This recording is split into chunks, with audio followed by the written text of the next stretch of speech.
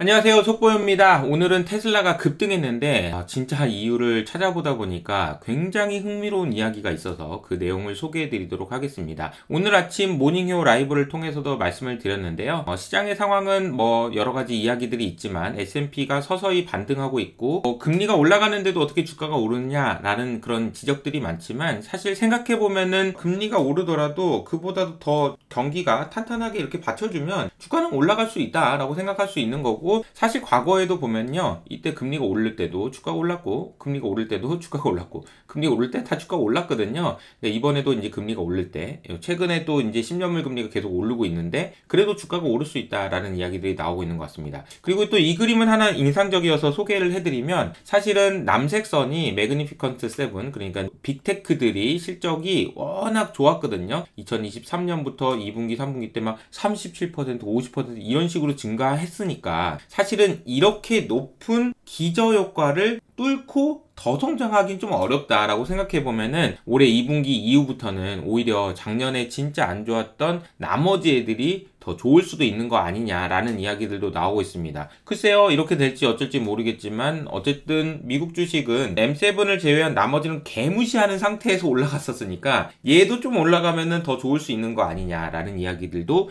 나오고 있는 것 같습니다. 이스라엘과 이란의 이슈가 있을 때 급등했던 빅스는 거의 하루도 빠지지 않고 계속해서 급락하는 모습을 보여주고 있네요. 그리고 오늘 말씀드려야 될 건 이게 하나 있는데요. 엔화가 지금 굉장히 변동성이 커지고 있습니다. 어제 같은 경우에는 160까지 찍었다가 154까지 내려오는 등 변동성이 정말 하루 만에 이렇게 일어난 일이라고 보기에는 정말 큰 변화들이 일어나고 있는데요. 이거는 누가 봐도 BOJ에서 개입을 했다라고 볼 수 있겠죠. BOJ 환율이 이런 식으로 움직이고 있다는 겁니다. 사실 BOJ 입장에서 여러분이 생각해 보신다면은 웬만해서는 이런 개입했다는 얘기를 안 듣고 싶을 텐데, 만약에 어쩔 수 없이 개입해야 되는 상황이라면 충분히 올라왔다라고 생각할 때 한 방 때리겠죠. 그리고 미국한테 허락도 받았을 거고요. 이놈들 그냥 어디서 우리 엔화를 지금 약세 만든다고 베팅을 하고 있니? 이 헤지펀드 놈들아! 이러면서 이렇게 꿀밤을 하는데 세게 때려주려면은 적정한 타이밍을 고민을 많이 했을 텐데, 160엔 정도면은 괜찮다라고 생각한 것 아닌가라는 생각이 듭니다. 최근에 비트코인이 계속 가격이 재미가 없거든요. 그리고 이와 관련해서 번스타인이 2024년 전망을 했는데요. 그 내용을 보니까 뚜렷한 모멘텀이 없이 보합세를 유지하고 있는데 2025년까지 15만 불까지 갈 거다.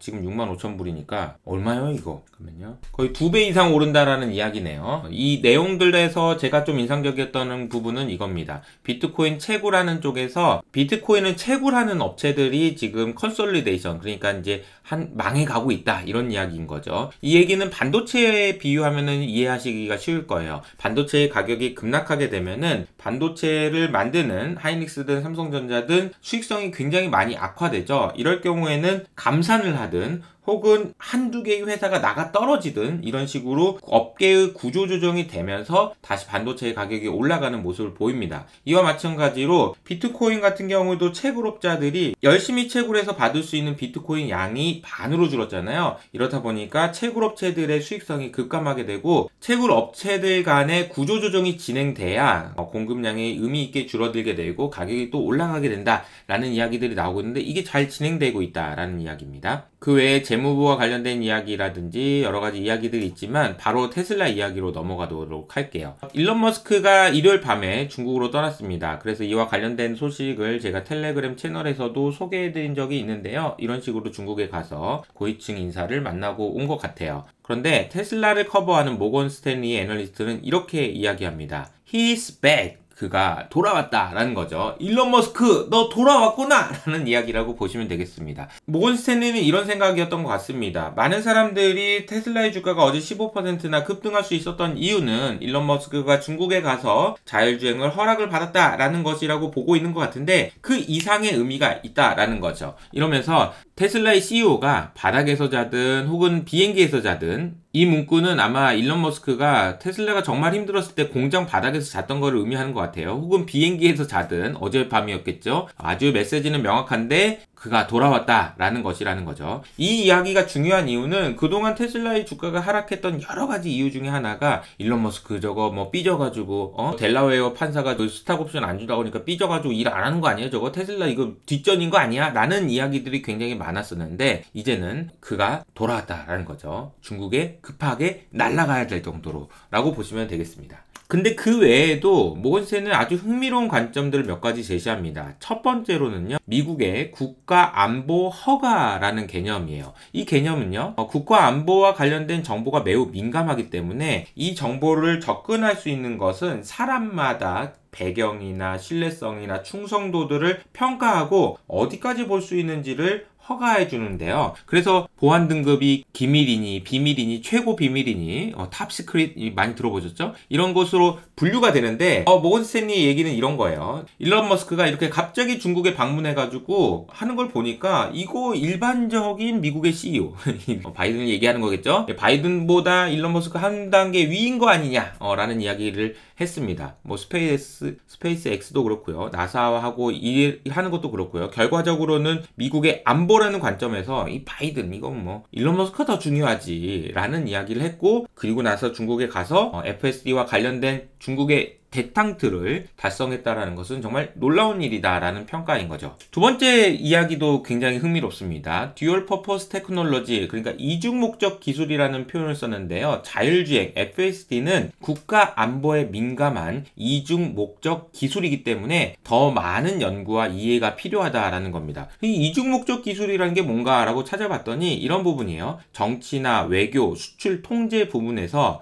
민간이나 군사 용도로 사용할 수 있는 상품이나 소프트웨어를 말합니다. 너무 어렵죠? 쉽게 말하면 이런 겁니다. 이중 용도 딜레마라는 것이 가장 처음에 이슈가 됐던 것이 이 암모니아예요. 암모니아 합성이라는 과학기술이 발전하고 나서 농업 혁명이 일어날 정도로 어마어마한 상업적인 가치를 만들어냈습니다. 왜냐하면 암모니아가 비료로 활용되면서 농업 혁명을 일어났기 때문이죠. 그런데 또 한 가지 면에서는 암모니아는 1차 세계대전 중에 화학 무기로도 활용됐습니다. 그러니까 민간에서 상업적으로 사용할 수도 있지만 군사 용도로도 사용할 수 있다라는 이야기고요. 누가 봐도 FSD는 군사용으로 사용할 수 있는 것이다 라는 거예요. 그래서 제가 늘 말씀드리는 것처럼 AI라는 건 말이죠, 안보의 함수이고요. 그리고 B2B나 B2C가 아니고 B2G, 국가를 위해서 만드는 것이다 라고 생각해보면 이 기술의 가치가 국가적인 측면에서 보면, 안보의 가치라는 측면에서 보면 얼마나 대단한 것인지를 보여주는 또 하나의 사례가 되는 것 같다 라는 이야기가 나왔습니다. 세 번째로는 AI 브레인이 로봇 몸을 찾고 있다 라고 이야기를 하는데요. 사람 모양이어도 좋고 차 모양이어도 좋다, 혹은 핸드폰 모양이어도 좋다 라는 이야기를 제가 해보려고 하는데요. 사실은 최근에 진행되는 LLM 그리고 생성형 AI 혁명은 초기 단계에 불과하다라고 얘기할 수 있어요. 그래서 이 분야가 완전히 LLM이라는 것과 로봇 공학이라는 것은 어떻게 보면 따로 굴러가는 완전히 다른 분야였습니다. 왜냐면 뭐 LLM 컴퓨터 공학과에서 하는 거고 로봇 기계공학과에서 하는 거 아니냐?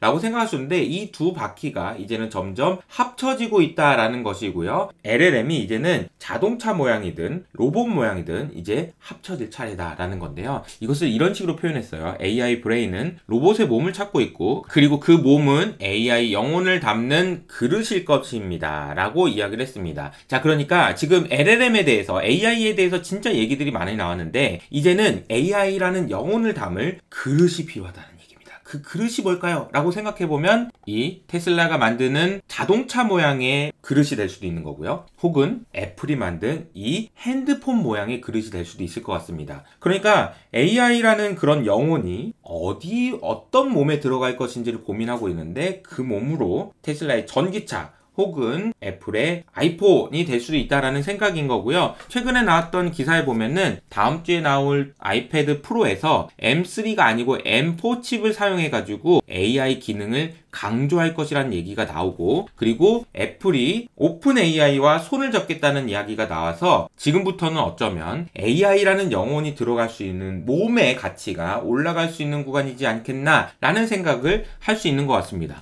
이렇게 되면 그동안 부진했던 테슬라와 애플의 주가도 올라갈 수 있는 이유들이 충분히 생길 수 있겠다라는 생각인 거죠. 오늘 제가 소개해드렸던 모건 스탠리의 이 보고서는 한 트위터가 소개해준 내용이어가지고 제가 그 내용은 밑에 있는 댓글을 통해서 소개해드릴 테니까 한번 살펴보시고요. 오늘 제가 이야기했던 모닝요 내용들도 댓글에 공유해드릴 테니까 찾아보시고 다양한 의견을 많이 남겨주시면 감사하겠습니다. 오늘 소개해드린 모닝요 내용이 좋으셨다면 구독과 좋아요 버튼을 눌러주시고요. 저는 여기서 인사드릴게요. 안녕!